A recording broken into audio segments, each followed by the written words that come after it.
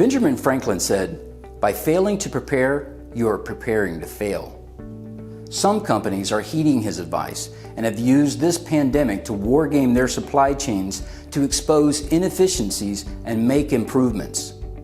These drills resulted in the exposure of not having the necessary electronic components and semiconductors on hand to produce their products during an industry shutdown.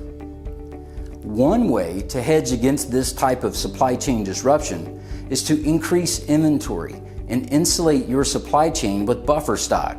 However, deploying more capital to secure inventory has its financial challenges and will not be a popular option amongst CFOs.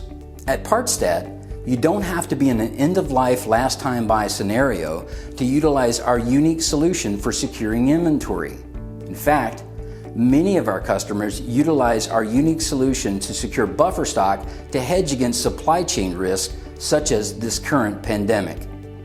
Using our capital, Partstat will purchase multiple years of inventory on your behalf and provide proper storage and global fulfillment throughout the entire life cycle of your products. This solution has proven to improve free cash flow while saving our customers as much as 50% on annual inventory carrying cost. Is your supply chain ready for the next disruption? Let Partstat help you prepare to succeed.